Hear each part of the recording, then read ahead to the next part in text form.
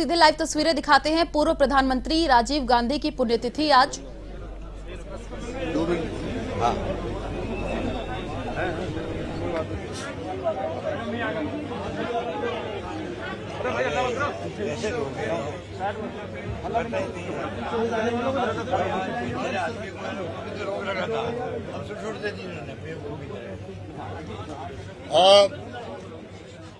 राजीव गांधी जी के पुण्यतिथि के अवसर पर हम लोग आज सब पहुंचे थे श्रद्धा सुमन चढ़ाने के लिए। एक नौजवान जो देश के प्रधानमंत्री बने और 21वीं सेंचुरी की बात करी, आज जो मोबाइल फोन, इंटरनेट, कंप्यूटर का जो युग है, पूरी क्रांति हो गई देश के अंदर, वो उन्हीं की देन थी। जिस प्रकार उन्होंने संविधान में संशोधन किए थे 73वां 74वां, उससे स्थानीय निकायों को, पंचायत राज को जो अधिकार मिले वो सबके सामने है। आज गांव में सरपंच जो है महिला बन रही है, दलित बन रहा है, पिछड़ा बन रहा है। पहले संभव नहीं था। बहुत बड़ी क्रांति हुई उस वक्त में, तो उनकी उपलब्धियों को आज भी हम याद करते हैं। दुर्भाग्य इस बात का है देश के अंदर कि वर्तमान सरकार को पिछली सरकारों के जो प्रधानमंत्री थे या जो योगदान था उसको भुलाने का षड्यंत्र चल रहा है। उसी रूप में एक शब्द नहीं बोलते हैं लोग। मुझे आश्चर्य होता है कि मेरे ख्याल से दुनिया के कोई मुल्क में नहीं होगा कि आप अपने विरासत में आप आके बैठे हैं, प्रधानमंत्री राष्ट्रपति बने हैं, तो पुरानी विरासत को भुला दो। ये मैंने पहली बार देख रहा हूँ देश के अंदर। इसलिए मैं बार बार कहता हूँ, देश किस दिशा में जा रहा है किसी को नहीं मालूम। किस दिशा में जाएगा कोई समझ नहीं पा रहा है। अभी तो धर्म के नाम पर लोग बहुत उत्साहित हैं। हिंदू धर्म की बात कर रहे हैं लोग। हिंदू धर्म के नाम पर चाहे युवा हो चाहे बुजुर्ग हो, उनको अच्छा लगता है। पर जब तक हम सभी धर्म के लोगों को, सभी जातियों को, सभी वर्गों को साथ लेकर नहीं चलेंगे, आज 70 साल के सफर तय करते करते यहाँ तक पहुंचे हम लोग। इंदिरा गांधी जी ने जान देती, राजीव गांधी जी शहीद हो गए, सरदार बहन जी शहीद हो गए, 11 कितने लोग शहीद हुए, पर आज खालिस्तान नहीं बनने दिया। देश को एक रखा, अखंड रखा। इतनी बड़ी उपलब्धियां इस देश ने हासिल करी है त्याग बलिदान करके। अफसोस इस बात का है, इस बात का एहसास इनको नहीं है क्या? आज आग लगी हुई पूरे देश के अंदर, जगह जगह दंगे हो रहे हैं, तनाव है, अशांति है, हिंसा है। हम बार बार मांग करते प्रधानमंत्री जी से, खाली आप अपील कर दो शांति की, कंडेम कर दो आप उन लोगों को जो एंटी सोशल एलिमेंट है, आग लगाने वाले। इतने तो हम कह रहे हैं, उनमें उनको संकोच क्या है? पूरा देश समझ चुका है इनकी चालों को, इनके मंसूबों को। इधर कल प्रधानमंत्री जी ने जो बोला है राजस्थान के इनकी कार्यकारिणी की बैठक में, एकदम यू टर्न कर लिया। यू टर्न, हम विकास के मुद्दे पर आगे बढ़ेंगे। अभी तो आग लगी, पहले उसको बुझाओ। हमेशा ही आग लगाते हैं और कांग्रेस के लोग आग बुझाने का काम करता है। आज तक ये स्थिति है। इसलिए मैं समझता हूँ कि धीरे धीरे लोग समझेंगे। हम कुछ अपील करना चाहेंगे जनता से, देश की एकता के लिए, अखंडता के लिए, देश के विकास के लिए जो पार्टी नीतियां रखती है, कार्यक्रम रखते हैं, सिद्धांत बनाए हुए हैं, उन पे चलो। देश हित में ये है। धर्म जाति तो इतना माहौल बना देती है, अचानक दंगे हो जाते हैं, झगड़े हो जाते हैं, कुछ भी हो सकता है। ये इतिहास गवाह है। इससे अलग हट करके हमें प्रेम, भाईचारा, स्नेह की बात करनी पड़ेगी, प्यार मोहब्बत की बात करनी पड़ेगी, अहिंसा की बात करनी पड़ेगी। तब जाके हमारा मुल्क एक रहेगा, अखंड रहेगा। मान सम्मान जो दुनिया में वो कायम रहेगा, ये मेरा मानना है। सर, भाजपा का ये कहना है कांग्रेस का जो चिंतन शिविर था वो अपने आप में चिंतन शिविर ना होकर लेपर्ड सवारी का एक तरीके से आयोजित था, बहुत कुछ निकला नहीं। वो क्या कहते हैं, उनको अपनी पंचायती खुद करे, हमारी अपनी पंचायती हम कर लेंगे। सर, एक परिवारवाद का सवाल आया कल प्रधानमंत्री। ये पुरानी बात है भाई, नई बात नहीं है। ये जब से ये आए सत्ता में तब ये बातें करते आ रहे हैं। ये परिवारवाद तो इनके अंदर है। आप गिनती लगा दी नेताओं की, किनके केंद्रीय मंत्री है, उनके बेटे कहाँ जा रहे हैं, बेटे कहाँ जा रही है, ये छोड़ी आज इन बातों को, कोई दम नहीं इन बातों में। सर 25 साल का टारगेट फिक्स किया सर उन्होंने कि 25 साल तक हमें देश को संभालना, इस तरह का टारगेट। मैंने कहा न कल, पहले आपको याद होगा इन्होंने कहा 50 साल तक हमें कोई नहीं ला सकता, 50 साल तक राज करेंगे हम लोग, ये कहा था। 50 साल से अचानक 25 साल पे आ गए। इसलिए मैंने कल कहा सीधे 50 साल से 25 पे आए, हो सकता है कल 5 पे आ जाए। सर कांग्रेस के चिंतन शिविर के बाद जो कांग्रेस के युवा नेता है उन्हें भगदड़ से मची है, इसको किस तरह देखते हैं? कोई भगदड़ नहीं मची हुई, इक्का दुक्का लोग तो जाते हैं, पहले भी गए हैं, अब भी जाएंगे, आगे भी जाएंगे। हम नहीं लेते हैं, आपको आप समझ नहीं पा रहे हैं। लोग गुमराह करते हैं, मीडिया को दबाव में रखते हैं लोग, इसलिए मीडिया वाले खुल के बात नहीं कर पा रहे हैं। कांग्रेस कभी बीजेपी के हार्ड को आरएसएस बीजेपी लोगों को लेती नहीं है, ये क्यों नहीं समझ रहे आप लोग? हमारे लोग तो जाते हैं उधर, नई बात नहीं हुई है, अलग पार्टी बनाते हैं, क्योंकि डेमोक्रेसी हमारे यहाँ पर है। इनकी पार्टी की जो विचारधारा है वो हमें सूट नहीं करती है। इक्का दुक्का आदमी आया होगा देश के अंदर जो भारतीय जनता पार्टी का नेता था या आरएसएस का था, इक्का दुक्का आया होगा शंकर सिंह वाघेला की तरह गुजरात के अंदर। बाकी इनको ले कौन रहा है? नाम लेंगे इन लोगों को। भाई ये आगे अध्यक्ष जी बोलो देर को।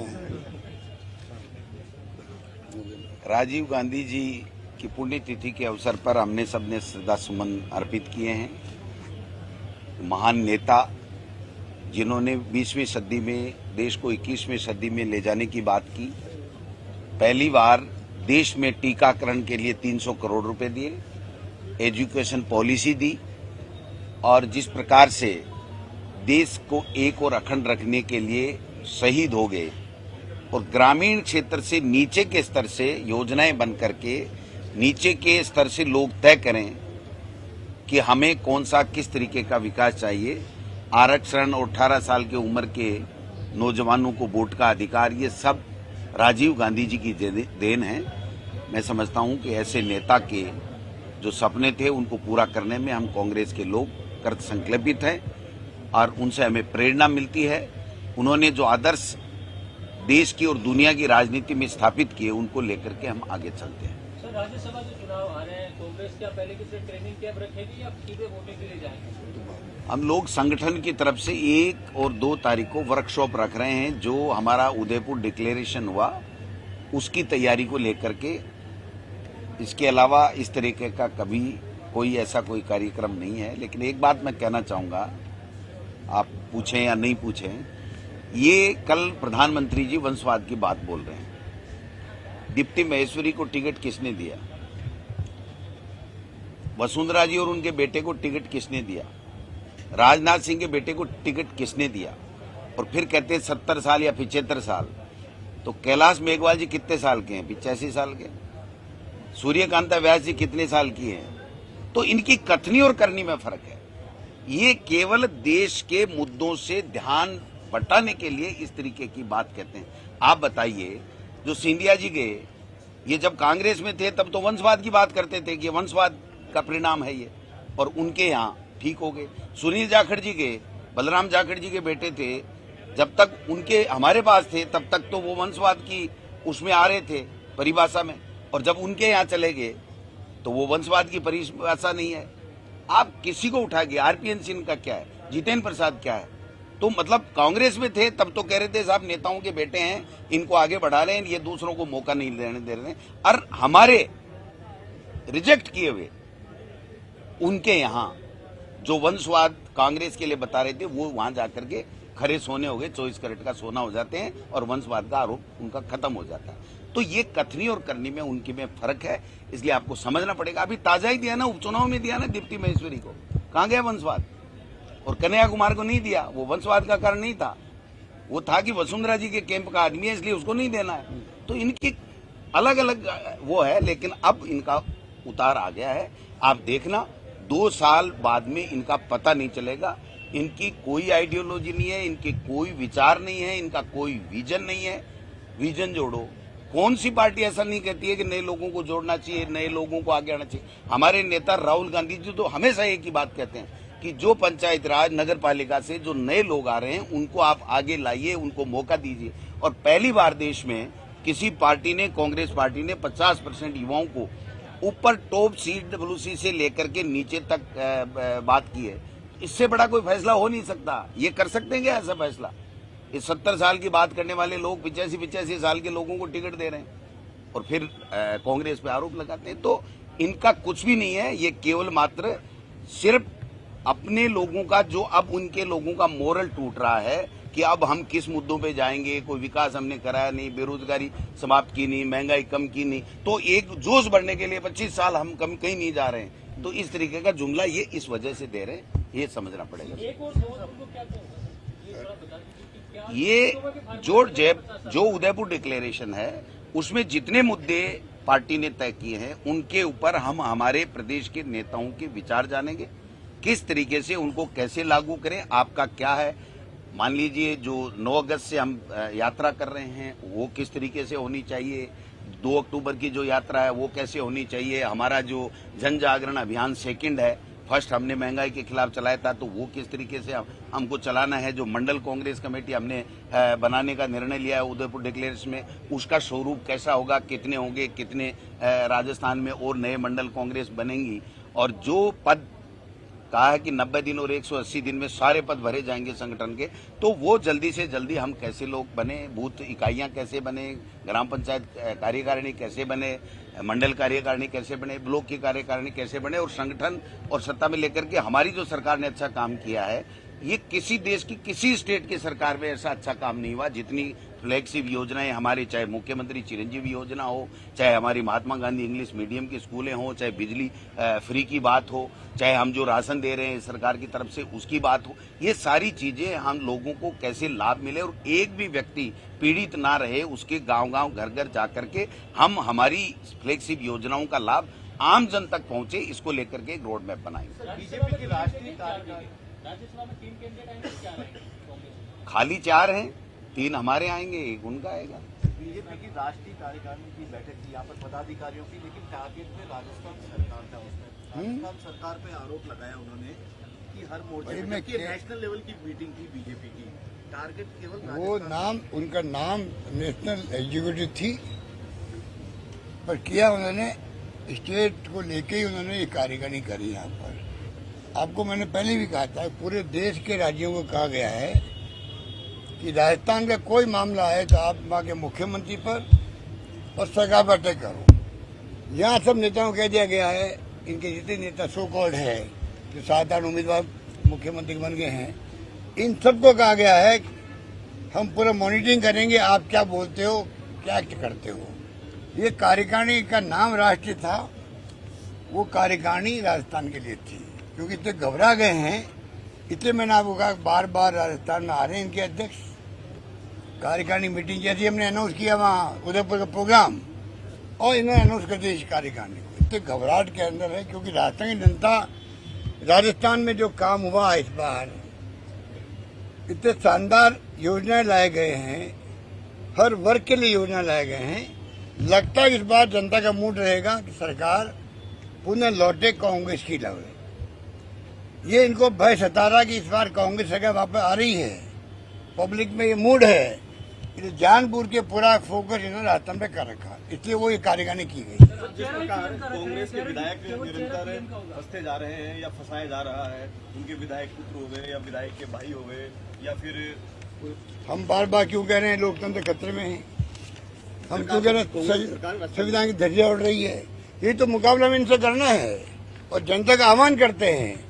आज दूसरों पे आए सीबीआई, इनकम टैक्स, ईडी, कल आपके ऊपर आएगी। पूरा देश घबराया हुआ है, ये आम जनता को समझ नहीं आ सकता है। और हिंदू मुस्लिम की राजनीति करके कब तक राजनीति करोगे आप देश के अंदर, कहाँ ले जाओगे देश को अंदर। ये बहुत बड़ा ऐसा सवाल पैदा हो गया देश के अंदर, चिंताजनक स्थिति बन गई देश के अंदर, ये हम कहना चाहते हैं। ओके, चलो चलो भाई।